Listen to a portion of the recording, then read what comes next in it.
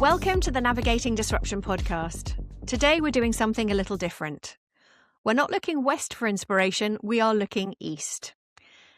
India is the world's most populous country, and its workforce of 640 million people dwarfs the combined workforces of the US, the UK, and the entire EU.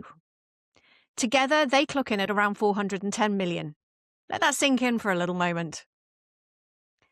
Yet when it comes to internal communication, it's Western models, Western frameworks, and Western case studies that get held up as the gold standard. Good practice. But what exactly is good practice? Who is it for? And what kind of world of work is that good practice looking at? That's going to be the question at the heart of today's conversation, and it's a question that led to the creation of the Next IC Shift report, created and founded by Ambuj and Mike, who are on the call today. It's an excellent look at the positive, innovative, and often surprising trends reshaping internal communications in India right now. Trends driven by India's unique combination of pace, cultural richness, rapid change, and sometimes, possibly surprisingly, resource constraints that are sparking real creativity. The report is based on a listening tour the pair did at the end of 2025 across 5 major Indian cities, talking to a cross-section of practitioners and business leaders across sectors. And I'm joined today by 3 people who are at the centre of this work. Mike, as you know, is my podcast co-host, and he is a consultant and strategist with over 25 years' experience, challenging traditional communication thinking and creating sharper, data-based solutions for organisations and communication leaders on both sides of the Atlantic. He's editor-in-chief of Strategic Magazine, founder of the Comms Leadership Summit in Brussels, and We Lead Comms Recognition Programme. He's joining us today from Reykjavik. Thank you, Mike. Tanvi, and I'm going to apologise, Tanvi, if I get your name wrong, so please correct me if I do get this wrong. We should have looked at this before. Tanvi Agarwal. Happy with my... That's pretty good. Thank you. Tanvi is a communication strategist with over 16 years' experience working across the intersection of internal communication, employee value proposition, and business strategy. She's partnered with organisations like Genpact, Honeywell, McKinsey, and Global Capability Centres to align communication with measurable business outcomes. Beyond her day job, she's passionate about mentoring the next generation of communication professionals, helping them think strategically and speak the language of business from day one. Welcome, Tanvi. And finally, Ambuj, please tell me that I have pronounced your name correctly as well. Perfect. Wonderful, thank you. His expertise lies in using communications to build future-ready workforces for organisations, leadership communication consulting, culture, and employee communications. He is co-founder with Mike of the industry platform Next IC Shift that aims to build a global narrative for the internal communication profession and its practitioners. So welcome to everybody on the podcast today. I'm going to be hosting, so Mike is going to be in the position of guest. This is going to be fun. Let's open with our first question. Why does it matter that the global profession wakes up to what's happening in India right now? And I'm going to put that question first to Tanvi. Okay. So India's economy, in Q3 of FY 2026, it's grown at a rate of 7.8%. So that's faster than projected. And the previous quarter has been revised upward to, I think I'm not mistaken, it's 8.4. And the full year FY 2026 growth estimate now stands at 7.6%, so which is up from 7.4%. And there's a reason why, I've given the stats. Question. Now, why does this matter to global internal communicators or internal communicators overall as well, right? In my view, businesses operating in India are scaling at a pace no developed economy has also come close to matching, right? So, not to forget, which you rightly put across, Janet, right at the beginning, that India has close to about 640 million employees compared to the 410 million in the EU, the US, and the UK combined. So, that's a huge number of workforce that we're talking about, right? So India operations therefore can no longer be perceived as support functions or backend, and they're becoming extremely core to how global multinationals perform, compete, and grow, which also means that the significant portion of the work that internal communicators need to do currently, or they are doing, there's a lot of heavy lifting that they have to do, especially when it comes to shaping the culture of the organization, talking about how, hypothetically, if I'm just giving the example of his GCC, because they're huge in India. They're probably, I think, if I've got the numbers right, currently they're about 2,000 plus, right? So the kind of internal comms, the kind of proposition, the kind of EVP they're talking about R&D, they're talking about innovation. A lot of heavy lifting needs to be done, and that's what they are doing. And I think looking at these stats, right, therefore I do feel that India is central to the business, how organizations communicate, coordinate, and align. And I think there's so much to perhaps learn from a country like India. And that's why I feel that this is something which definitely the global internal comms needs to pay attention to. It's an essential lens on where global business is heading. And why not? There's so much of learning that the country can offer as well. Brilliant. I'm going to open it to Ambuj and Mike to kind of, from the report and from the listening tool that you both did, how can you build on what Tanvi has just shared? Mike? I think there's three things from my perspective that build from that. First of all, you have not only India becoming increasingly central to global multinational operations and a surprisingly wide variety of multinationals, and also a huge number of largely domestic companies in the US have become incredibly dependent on Indian workforces, Indian innovation, Indian infrastructure. I mean, I was talking to somebody at a large US only healthcare company that has 30,000 employees in India. So this is not just simply an Indian phenomenon. This is core to a lot of businesses outside of India. The second piece is the kind of growth and the kind of scale that Tanvi's talking about. When factoring in the generational dynamics of the hiring that's taking place to support this growth. India is the only place in the world that's hiring well-educated Gen Z talent at scale, or Generation Z, as my fellow Americans would say. You have, thousands. You're building a reservoir of Gen Z talent. Then in 3 years is going to be the majority of experienced Gen Z talent anywhere.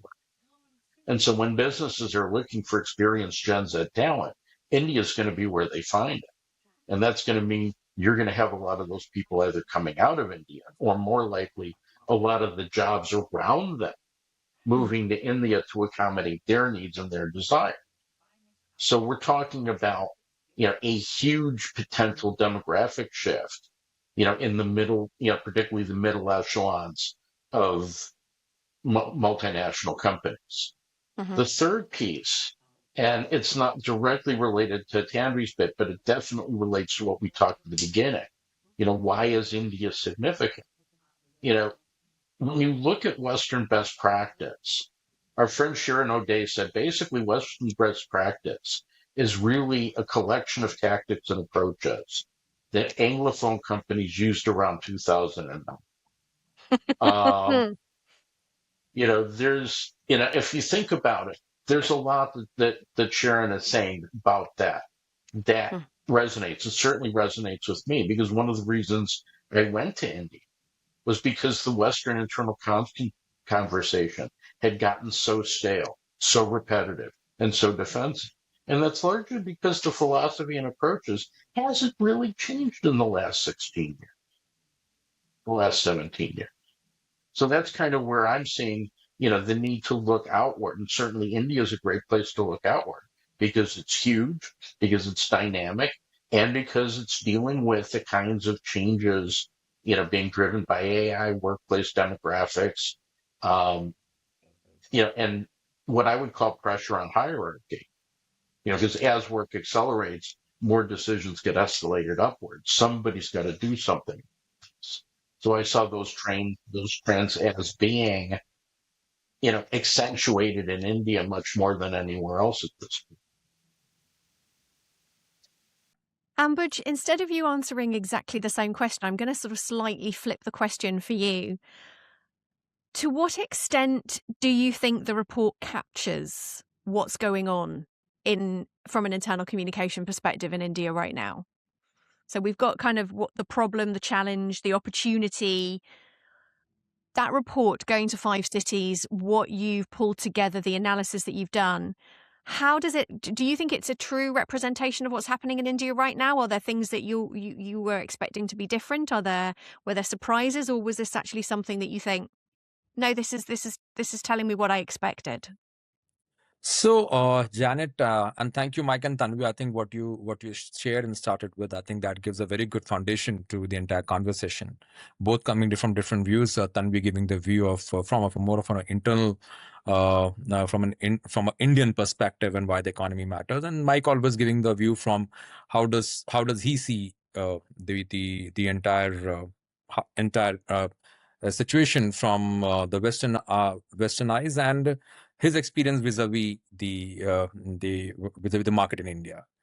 Now, coming to your question, Janet, see, when we went out for this listening tour, actually, one thing we kept in our mind, both Mike and I, that you don't expect anything, because if we expect anything, then we are actually go with a bias. So, and that is where maybe we kept ourselves open, and the beautiful part was, because it was there were two people here. One was an Indian, one is an Indian, one is an American European.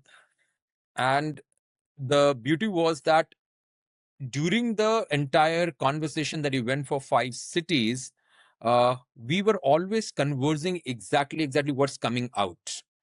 And to that, I would say, yes, if the entire report in itself is a surprise, or otherwise there's nothing a surprise, because we did not keep anything to ourselves that this is how the report should go. So that is where the neutrality comes into picture. Now, coming to the aspect of how much does it represent the current situation in India, I would say it represents as best as it can, because all we did in the report was we actually summarized all the conversations. Yeah, it's a qualitative, but it's a qualitative from a very neutral perspective. We're giving all the kind of possible ways in which the conversations can be interpreted and can be just thrown out. So we don't give any recommendation in the report. We don't give any conclusion in the report, barring one conclusion that, there's something more to explore and the time for IC has come. Like, I'll not say that IC was not happening earlier, but now looking at the number of factors that are shaping the world today, it will impact everybody. Forget about IC. It will impact you and me as a citizen, as a citizen of the globe. When the changes are at such a larger level and so accelerated, communication becomes the key. Now, because the 4 of us here are talking about businesses, so that names it internal communications or corporate communications. And it's impossible that when the power structure of the world changes, and that what Mike and I have been discussing, and we call it the big shift. When the power structure across the world changes, when the cash flow changes its direction as it was happening in the last 50 to 70 years, when that gets disrupted and is changed in a different way, then which means the business flow is also going to change. Now, when the business flow changes, which means the people who are also going to work on these businesses will also kind of have to adjust to new realities. And how will they do it? By communicating with each other. And that is where the larger responsibility of internal communications comes into picture. That anything that's going to happen tomorrow, comms has a role to play. And that is where the time, IC is a time, we are at a cusp. Either all the IC professionals across the globe can make it happen and can actually lead into the big shift. Or rather, we again kind of, somebody else will do it. If you don't do it, somebody else will do it for sure, because the need is there. So yeah, so from your question perspective, did we expect anything? Not particularly, but the entire report is something that we are expected to come and give us some great insights. And it's the people, the IC people who have shared their insights, and we have collected that. Mike, I'm going to come back to you on the report, because you're a co-writer, co-editor, co-founder of Next IC. One of the things that sort of jumped out for me was this concept that people seem to think that India is behind, and actually your report shows that India is ahead. And you just mentioned as well, as we were talking about a couple of minutes ago, the conversation in the West is stale. Do you think that in India and Indian communication professionals are better positioned because they don't have that legacy to actually move ahead, have new ideas, new innovative approaches, think more creatively because they're not being held back by old thinking? Is that something that jumped out of the report at you? For sure. And it manifested itself in a couple of ways. I mean, we did, in terms of how we collected the data, we collected the data basically by running the reporter on any interaction on the intervention we had. So we didn't just do focus groups. We didn't just do interviews. But we also did workshops. We did business literacy and how to dollarize business case workshops, which kind of combined some listening on the first end and some actual training that we were doing on the back end, and we could capture the dialogue during it. And what I found was that there was an immense appetite for this kind of thinking. There was an immense appetite for this type of approach. And that kind of spoke to some other things that we were hearing about the willingness to innovate, the willingness to adapt, and also bearing in mind that a lot of Western thinking wasn't designed for an environment of high degrees of resource constraints, but also immense amounts of diversity and almost unfathomable numbers of people, scales of people to interact with. So the conditions there, resource constraints, number of people to engage with, and having to deal with 20 regional languages at the same time in many respects. There's a need to ramp up the game in India that isn't necessarily as prevalent, in Western countries. But there's another piece to it as well. A lot of Indian practitioners come to their jobs with very strong educational backgrounds, very strong academic backgrounds, often very numerative academic backgrounds. People coming in with engineering degrees, with finance degrees, as well as with communication journalism type backgrounds. And so there's, a willingness to be more experimental and also more agile around how to do these things than we've traditionally become in the West. Tanvi, you've talked about, in my introduction about you, we talked about how you, outside of the day job, really love mentoring sort of new practitioners, bringing them into the profession. Is this something that you're finding as well, based on what Mike's saying, that we've got engineers who are moving into communication, finance people deciding, hey, I love a bit, I'd like to get more involved in the communication side. Are you finding that as well? And are you finding that diversity of talent pool much wider than you would have expected? Okay. So, and you're allowed to say no. I'm just that's allowed too. I was just trying to sort of get the numbers, and that's why I took a little pause. So, to answer that question, there's a lot of interest for communications in general. Okay. And I'm not just speaking about Gen Zs, but I'm also speaking about, say, your middle level professionals or middle level management folks who would want to do or who are looking to do a pivot or want to take a pivot. Their main concern, of course, is we've completed so many years. If I'm talking about the latter pool, right? We've completed so many years into the profession. We may be finance folks or whatever, but I think, I want to move towards communication because it's very exciting. You guys do some really creative stuff, and I do have a knack of writing or reading, but I think that's the myopic view most of the folks have. The second lot, which is the Gen Zs, I think the kind of experience that I've had with them is, at least in India, is I think a lot of families, a lot of parents, a lot of kids, I think they are a lot more exposed to what the different kinds of professions are there in the world outside of the engineering, medical, law, which for the longest time, at least for the millennials, those were some of the structured, by default professional areas that one could choose from, right?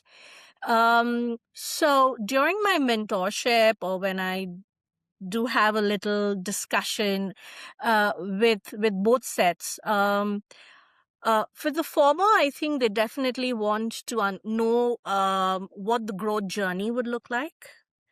So they're very, very keen to know that. And I think I'm also seeing they are less on brand or the so-called brand of an organization, more in terms of growth. Will I get my, are the salaries transparent? Where would I be, say, 5 years down the line? Very concrete questions right at the beginning or the start of the career, which I think is so important. Also to have the foresight to ask those questions, right? How's the work culture, and they do read up your ambition box and a lot of these peer reviews. So that's one set. So those are definitely the kind of questions that I get. And do we need to appear for some sort of an entrance to qualify for a journalism course in India or a communication course, and things like that. For the latter, mostly those are the lateral hires, and I think because of the little myopic view they have, because all they see is that our jobs are very easy, as per them, because they feel that all we do is, I hate to say this, but a lot of the people think most of the internal comms or comms job is beautifying decks, creating posters, these and disseminating information, right?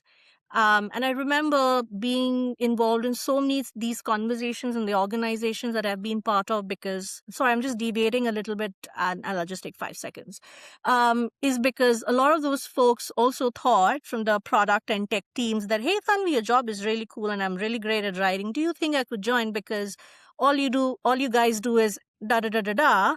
And then once I started templatizing things and I'm like, hey, answer the why. There's a 5W and 1H. We have to think of the strategy. How does it move the needle? And I think that's when they realize there's a lot of work that goes into what we do. And it's not just about the creative side of the stuff. And I think that's the business outcome conversations. That's when I often tell both sets of the segment that I think the business literacy, understanding the fundamentals, just the basic words, what does EBITDA mean, what does cash flow mean, I think there's abundance of information available and credible information available if one doesn't want to spend on books or courses. Just educate yourself. I think get the fundamentals correct first before you even think of taking the pivot or moving there, because that's where could literally, that is something that can literally make or break your career when you're looking at internal comms. And I think that's something similar to, or if I just take a little, allude to what Ambuj and Mike spoke, especially in the India landscape, I think that is where internal comms sits. It's not just about support functions, but we're literally trying and understanding why should I build this, therefore to move a business OKR to this in XYZ timelines. And I think that's the kind of conversations or mentoring that I try to do with the different sets of cohorts that come to me. If that answers your question. It does. Ambuj, one of the things I'll that just came add out, on. I was just going to say, one of the things that came out was that kind of IC maturity, as Tanvi says, people perceptions existing and those perceptions not necessarily being correct or accurate. From where does the report take us to with that idea of it doesn't really matter, that diversity of background of IC communication professionals in India versus the amount of time somebody may have spent in the communication profession? Okay, so answering the aspect of the diversity of people with backgrounds, with educational backgrounds and the professional backgrounds, I think that the report does not cover that. The report surely covers that we have to the professionals have to learn a lot when it comes to IC and business acumen and the business understanding is non-negotiable. That's a clear outcome of the report. Yeah. However, when it comes to the background, and it's just to answer your earlier question in a quick way. Personally, when I ask for CVs, when we are hiring or when we are hiring for the IC, we got a variety of CVs. There are people from a variety of backgrounds. It could be engineering, it could be other places like finance, maybe.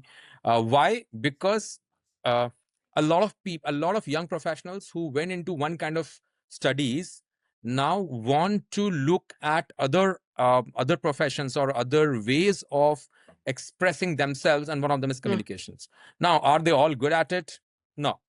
But are they all expressing their interest? Yes. Now, internal communication is not something you learn in a day. Internal communication is not even something you learn just immediately out of the college as well. It's a deep subject which requires very, very deep understanding of employee psychology.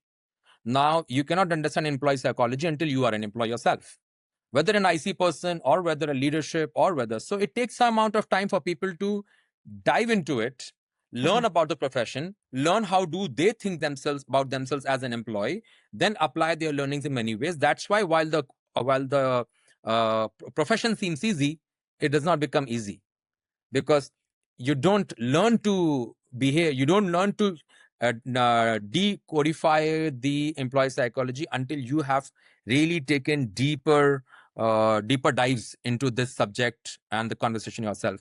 So as I see, and there's no course of IC so-called. Maybe there's a one course in maybe a certain textbook or maybe a certain module in the entire comms profession of IC, but there is no course. So it's very natural that the talent that's getting into IC is from various fields and various professions, and over time it builds up.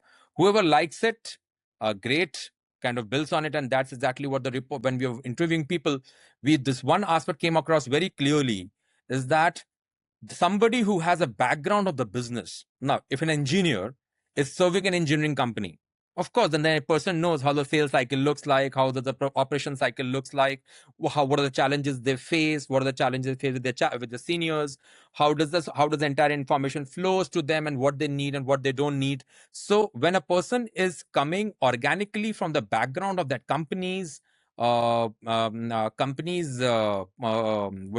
operations or expertise, then automatically the insights about people and how things affect people comes very naturally. And that becomes a very, very strong case for making up of a good IC professionals. Does not mean that if you're not an engineer, but you're part of an engineering company, you cannot be a good IC professional. It just means that just dive deeper. And as Tanvi also said, there is no there's no option, or rather business understanding is imperative. IC people have to become good business people. Thank you. I think, Mike, do you have anything that you'd like to add?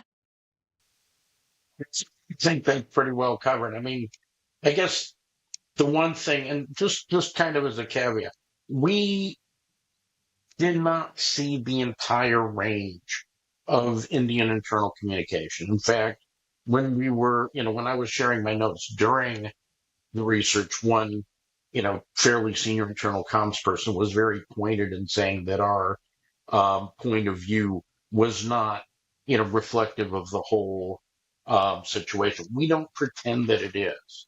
Yeah. The report particularly identifies positive and innovative trends, positive and innovative instances that highlight the opportunity for India to leapfrog, the level of adaptability as well as maturity.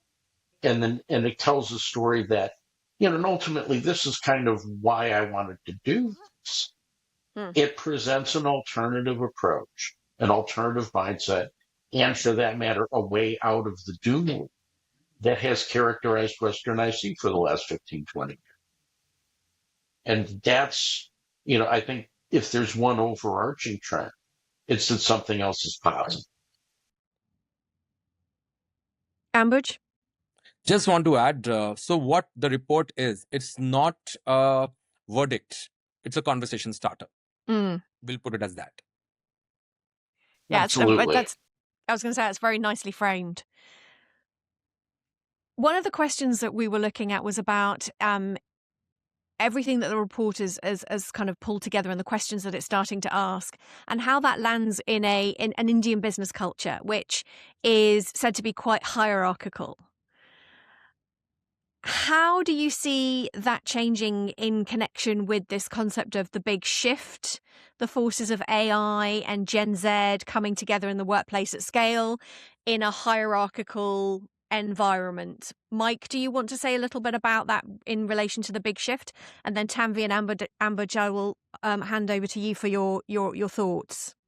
Well, that was kind of the secondary reason why I picked India and why I picked India when I did, in terms of, seeing a place to go spend some time and look at what's going on in our space. Because, you have particularly the global capability centers that Tanvi was talking about. These are operations that conduct core business functions for companies outside of India. And they're driven by cost as well as by quality. So these organizations in particular were under pressure to adopt AI faster than the rest of their companies and faster than business as a whole. When you've got AI taking work that takes 6 weeks down to 6 minutes, by definition, you're going to be accelerating workflows. And when you accelerate workflows, people need to make more decisions more quickly. And so I figured, okay, this is happening in India faster than it is in the West. Let's see what they're dealing with about it. But the other thing is Indian business culture. When I talk to Westerners about working with Indians, the thing that they say is that Indians are very hierarchical and that they tend to escalate decisions upward if there's any ambiguity. So that kind of struck me as, okay, you've got this acceleration and then the possibility that it's going to bottleneck or hit a wall, once it hits the first or second layers of management. And so that was a prime driver of why we went to India, because the big shift is happening. It's happening globally, but I thought that it was happening harder and faster in India.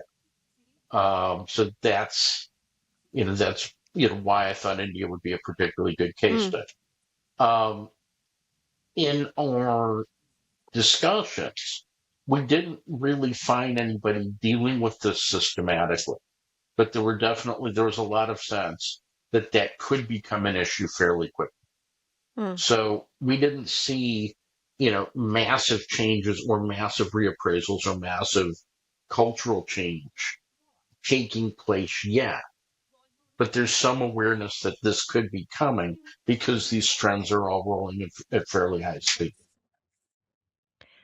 Ambuj, based on your work since the report and your ongoing conversations, how has that started to come to life, or has it developed even further than when you and Mike started the listening tour? Has anything changed since then, or are you seeing things come together? Are you seeing things to connect? Are you seeing things starting to shift, or are you not seeing that yet?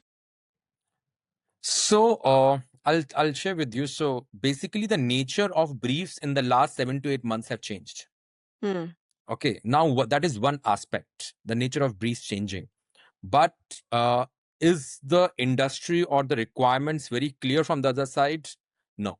So basically, the responsibility lies on our shoulders.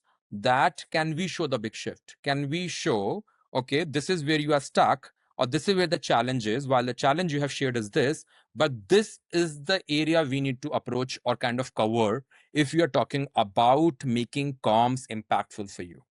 So currently, it's like it's a canvas. It's a canvas which is now kind of getting. It's something that is. I don't know. I'm forgetting the name for this. There are plates, or there are things that actually they vanish, and then you can create something new on that. So Oh yeah, yeah, it's like a child's toy. Yeah. The So sketch, we call it in the States. I have no idea what you call it, but yeah, I understand what you mean. so the old writing on the wall is automatically vanishing. Yeah. The briefs are not the same, but at the same time, when there is no bias when you approach approach a brief in a certain way and say, hey, you know what, can we approach it this way? There is no bias against that also. Okay, so which means there's a canvas which is empty, which is a clean canvas. You can create what you want, and the beauty is, as I said, the demand is there. Ultimately, you cannot do without comms. And if somebody has a perspective or a way of showing the way, why? Because nobody has answers today. Nobody has answers today of how to shape the future. So which means the openness of people to explore, I find it very high, at least in the areas of clients we work with. So much so that in the coming times, there's one of the clients who just said, okay, let's do a blue sky thinking session, where actually we would just want to figure out exactly how do we map the future. This is like an openness, and I'm really appreciative of the client and really admire that person, because that's a kind of people who are kind of shaping the narrative or kind of building. And once the success stories start showing in the 6 months, 1 year, then you will see that those people and those experts or internal comms professionals actually start becoming the people who know how to kind of shape the overall practices. So the change is happening, that's for sure. But have the briefs changed immediately? Oh, now big shift is happening. So now let's look at this future, which is going to look like this. No, nobody knows the future, but we are ready very much. I see that openness to know that things need to be changed. Tanvi, are you finding the same thing with the in your day job?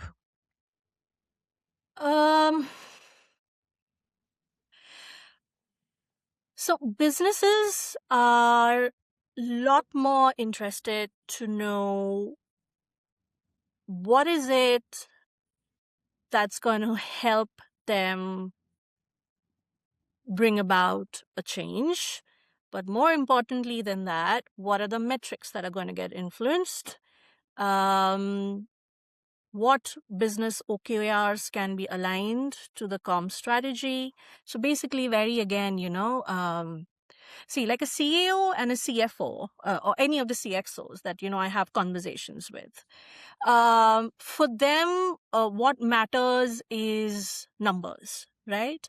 So if I go to them or if any internal comms professional goes to them, and talks about, hey, we did this campaign and this is the email open rate, that's not gonna work. Probably that traditionally used to work maybe even 5 years ago, right? Or perhaps 7 years ago. But in today's time, what I'm noticing is that they really want to know if this is the kind of strategy we have, or if this is the strategy and the vision we have for this financial year. From a comms perspective or from an internal comms perspective, what are the 5 key things that you can do to perhaps shape the culture, talk about strategy, and I think also from an employee's perspective, which I'm hearing a lot when the pulse surveys happen from the HR teams as well, and what I actually also see when the insights are out there or when I'm trying to analyze the insights is, I think employees really want to know what is it in for them, right? So I think those are some of the significant changes that I am noticing when it comes to the kind of strategy, therefore the execution, therefore the roadmap. I think the focus is a lot on these than, as I mean, want to call them, the vanilla comms part of things, right? So yeah. Okay. It's interesting that we've kind of brought it back to that concept of like not being held back by legacy. And I think, Ambuj, what you were saying was really interesting about having clients who are ready to sort of scrap all of that and actually start with a blank piece of paper and say, let's look at where we are now and how do we move forwards. That feels like that leapfrog of getting over the legacy that the West sort of trails along behind it is something that actually could be something far more positively seen across India.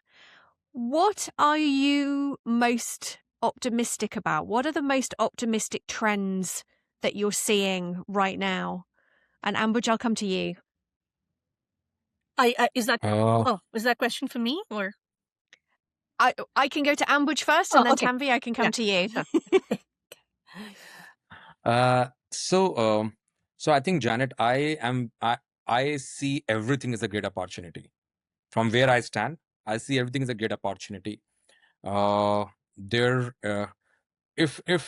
there is a challenge of, I see people not having business understanding, which means it's a great opportunity for us because we understand businesses. Mhm. Okay, because I'm myself an entrepreneur, so I know exactly, and entrepreneur for 15 years, so I know how do the balance sheet works, how does the business model work, what are the business models, what are the challenges, and I'm also, because of my deep interest in geopolitics and geoeconomics, I also am able to kind of map the dots and understand what is the possible big picture and possibilities that can form. And then talking to people like you, Mike, Tanvi, actually almost only adds to the entire aspect. So opportunities galore. So basically, for anybody of us here, we don't need hundreds and hundreds of clients to succeed. We need good 3-4 clients.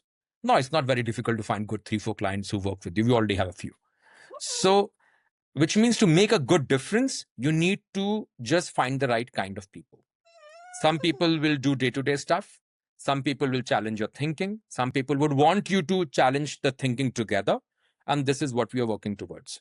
So the trends, as I see, the first trend is in itself that everything is coming together. The big shift, as we call the ball, it has what is coming together, the geopolitics shift. All that, the change is happening, the power equation change is happening, the gold and silver rising and coming down, Bitcoin market crashing is not, it's not just pure chaos. It's actually the shift that is happening, and the chaos is indicative that the new is forming as well. Number one. Number two, technology. Technology is a great enabler. It helps people to it helps the newbies also to get into and actually start experimenting. So that's a great opportunity. You make new AI tools, or you learn to work with AI better, or you know how to use AI. AI is not going to create things on its own. That's where actually I have a great hope that everybody who knows what they want, AI is going to be a great enabler. Now, third thing is that the ability to actually, so the change in the works, the Gen Z, the new generation coming up, and they're so different. So the more we are able to understand how to work collectively and see our role as an enabler for the coming up generation, and also the moderator between the senior leadership and the younger generation, I think that can actually help us really create a great impact. So all the changes are coming together. It's not that technology can after 5 years, the new workforce change is happening after 4 years, the current geopolitics is happening now. No, all is happening now. And that is a great concoction, and all of us can take whatever we want to create our own story. So these are the 3 trends I saw, which is enabling the entire community very well. Tanvi, what's your reaction to that? Okay. So honestly, there's a lot to be optimistic about. Okay. And I probably will say, because I'm in India right now, just like Apple. So there's, and of course, what Mike has observed as well. So there's, I think, the best time to be in India right now, and the best time to be in the communication field. Of course, there are a few dots to cross there, or there are a few ifs and buts, but coming back. Because I think for the first time, internal communications is literally being, seen, at least in some organizations, as a key business lever in bringing alignment and shaping culture. And there's enough data to back that up. And I'll just give you a recent example. A lot of job descriptions for mid to senior level internal comms positions that are either being opened up as an open role, or headhunters, are reaching out. They have these specific, the way they've sort of build the internal communications role, and some of those roles have some very specific outcomes out there, that this is what we want the organization via the role to achieve in your 90-day and your 120 days. It's amazing to see that shift, which was honestly not the case even last year. Okay. So that's like, for me, a huge green signal. Second, if we all follow or we've read the Edelman, 2025 Trust Barometer report, it actually, there's an insight, or there's a point out there which says that employees, they actually trust their employer now more than government or media or even their verified social media handles. So I truly again believe that internal communications is the function that has that literally, or that either can build or burn that trust, right? And that's a significant position to be in, because it also means that there's a lot of responsibility that comes with it. Yes. What's exciting is also that, the internal comms function has, to some extent, I would say, and at some extent, the number is a lot more than what it used to be in the last few years. Of course, there's a lot of ground to cover, but has shifted from cascading decisions to actually shaping them, right? And the reasons for them are possibly because a lot of organizations in India, they're absolutely going gung-ho about the AI adoption, workforce restructuring, hybrid governance, and these aren't just plain vanilla, change management moments anymore.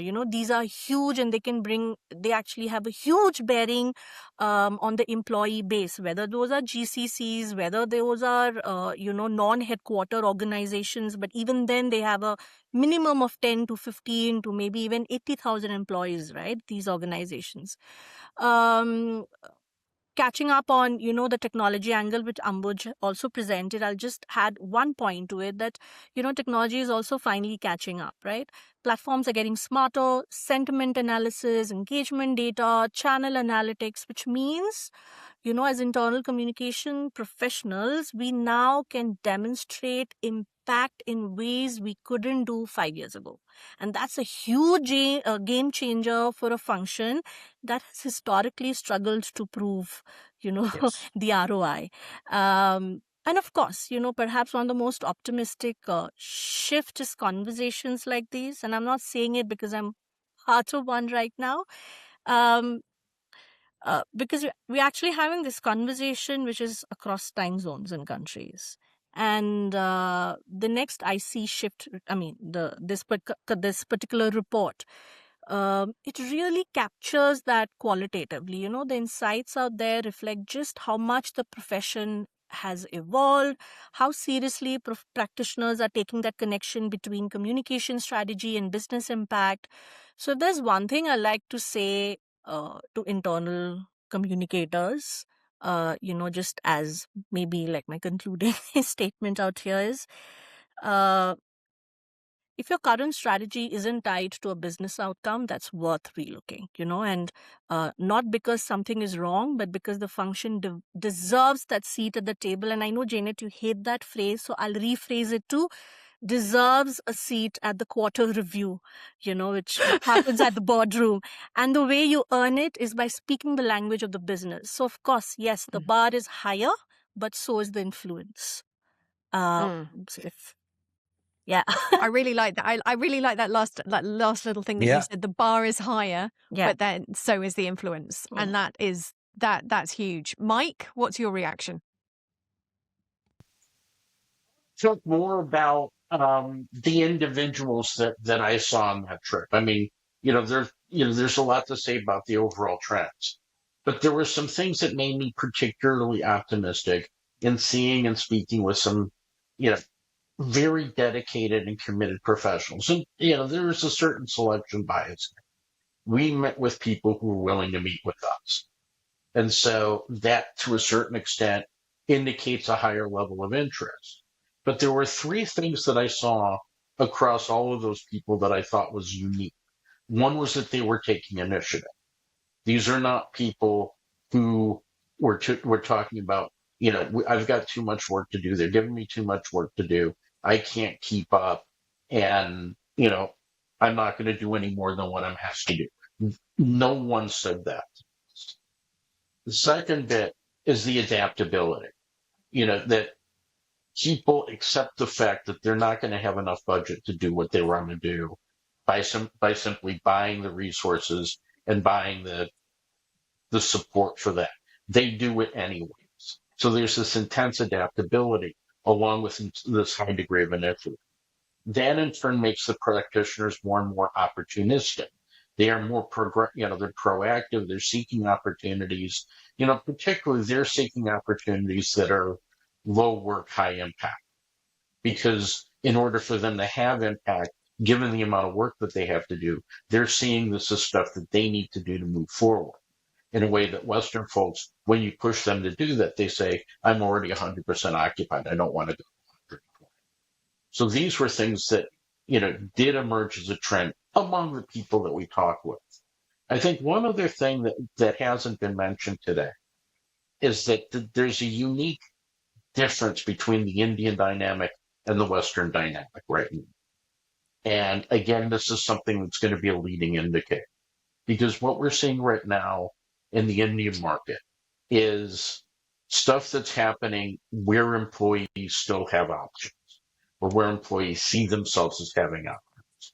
And so there's a need for communication, there's a need for employer branding, there's a need for employer value propositions that are competitive and support the competitive positioning of their businesses. That's much more powerfully seen there than what we're seeing, in a much more defensive, resigned, and worried environment that we're seeing in the West. Interesting. And there was one little bit that sort of I heard, which was low work, high impact. And I wonder how many professionals sit down and analyze their work as how much effort does this take and what am I getting from it? And is the juice actually worth the squeeze? And can I make a decision if I do that analysis to kill some of the things that I'm currently doing because the juice very much is not worth the squeeze? And as someone who's been doing this for about 25 years, I've done that multiple times when I've been told you have no budget. I'm like, okay, so let's go down. Let's look at the list of things we have to do. Yeah, we're not doing that anymore. Yeah, we're not doing that anymore. No, we can't afford to do that. And you start to you rationalize the work that you're able to do based on the resources that you have available. And I think one of the things that I've heard very clearly from this conversation is that many Western practitioners, not that we're dissing Western practitioners, because I am one, Mike, you are one, so that's not the point here. Like it or not, I am one. But it's a sense of there is a heaviness to the conversation that we hear very often across different conferences, across different workshops, across different webinars, and that heaviness doesn't appear to be in this conversation. Our conversation has been about opportunity. It's been about looking forward. It's been about what Mike just said, analysing what you're doing and almost sort of cutting your cloth according to what you have available to you, and that adaptability and that agility. And I think that if there is one message that people take away from this podcast is that how can you be more adaptable? How can you be more agile? How can you adapt with the environment that's happening, from everything that you said, Ambuj, about the global geopolitical environment that we currently sit in? How does that impact what you do? And how can you as a communication professional then start Yes. to advise your businesses? As Tanvi has said, how is she advising those cross-functional C-suite members to make sure that the communication is actually the Yes. lever for business, which is, I think, Tanvi, the words that you used. We are coming to the top of the hour. I do want to give everyone that last opportunity if there is something that you would like to say, either about the report, about the traction that you're seeing with the report, or about what's next. Mike, I'll start with you. Excited about the traction the report's getting. We've gotten tier one media coverage in India with the Economic Times Brand Equity Summit, supplement, which is kind of the go-to resource Yes. for the communication industry. We've gotten some other tier one, tier two media coverage there as well. We've got people talking about this. Sharon O'Day was saying some very nice things. Sharon's a former guest of ours, and we like her a lot, and she's one of those people who really knows what she's talking about in the space. And we're getting some really thunderous endorsements of the research from India and beyond. I think the one other thing I just want to say about what we're doing and why we're doing it is that there is another way to approach internal comms. There is another way to see this as genuinely value creating, beyond just simply saying, we need to be human centric because it's the morally right thing to do. We can do things that are morally right and commercially right at the same time. And India is showing us the way. Brilliant. Tanvi? Well, let me share something about the traction of the report. Because, of course, a network is quite internal communications network, just like in every other country, is also quite intimate, and we do get in touch, and we do have these conversations in groups and things like that. So honestly, it's been really encouraging to watch the traction and the kind of work the report is expected to bring to the table, and the amount of work Ambuj and Mike you've done to bring this our way. So yes, the report has started getting a lot of media attention, which is absolutely great.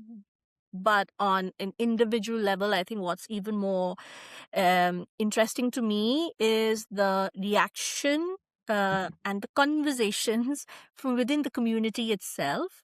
So, the internal comms professionals are actually pausing, and I was actually having this conversation with an industry peer yesterday as well from Bangalore. And that's the word I'm using, pausing and asking themselves some brutally but honest questions.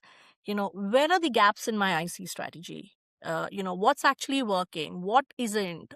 What do I need to learn? That kind of self-reflection doesn't always happen in a profession that's often moving at 100 miles an hour just to keep up with the execution demands, right? And while those questions perhaps were always there in the back of our mind, but I think the report just made those elements crystal clear in terms of what the structure of or what I see internal communication professionals should look at. What can be the growth of IC folks in India and otherwise as well, right? And that's something really powerful about hearing it from peers rather than from a textbook, because then that's the proof in the pudding, right? So when you read something that mirrors your own experience, the tactical overwhelm, the struggle to tie communication to business outcomes, and that is actually a challenge that many people face. It's not just me, or maybe another person, or maybe another professional, another peer in some other industry, in another company. So the feeling that you're constantly proving rather than showcasing, it lands differently, and it creates permission to say, okay, this is real, and I'm not the only one navigating this, right? So the next IC Shift report, the India report, I think has opened that conversation in a way that feels genuinely collaborative, rather than prescriptive. And we're having this conversation right now, and I honestly can't wait to see how it unfolds from here. So excellent work, Mike and Ambuj, on this report. And I'm so excited to see, and see this maybe like 8 months from now, or towards like, say, November, December, what are the kind of changes that happen. And I know it won't happen overnight, but I'm talking about in terms of the questions, the IQ shift that happens, right? How and how the businesses are going to look at internal comms professional. I think that's something which is something that I'm really looking forward to. So yes, thank you so much. Thanks, Janet. You've been part of this as well. I'm just here asking questions. That's all I do. I don't do any of the hard yards. Ambuj, can you bring us home? Okay, so I will just repeat what I said earlier. This report is not a verdict; it's a conversation starter, and the report will not lead us anywhere. It's an opportunity. Next IC shift is not a personal agenda. It's a platform whereby it's an invitation for every IC professional across the world, across the globe, in India, Europe, Middle East, West, East, everywhere, to just let's join hands together to actually shape the narrative. We are in a very unique position. All of us currently in the communications domain, we are in a very unique position. Currently, we have the ability to shape. The generations coming down will ask us, how did we shape? What we do to shape it? Just like we are asking now. So the coming generation will ask us, and we are at a very beautiful position. As Tanvi said, the responsibility is higher. So the bar is higher, the responsibility is higher, and it does not allow us to escape. But the point is, we have a place. The next IC shift is a place where you use it to actually learn, shape, direct the narrative, and actually create the impact that organizations need. No two people in an organization, for that matter, anywhere, can do anything without communication. So it is such an integral part of the fabric. Then why not use it? So inviting everybody across the globe to actually use this platform to build the entire industry. Thank you so much. Thank you, Tanvi. Thank you, Ambuj. Thank you, Mike. Thank you for the invitation for a global conversation around what's next for internal communication. And thank you for joining us on the Navigating Disruption podcast. Thank you. Thank you, Janet. Thank you, Tanvi. Thank you, Mike. Janet.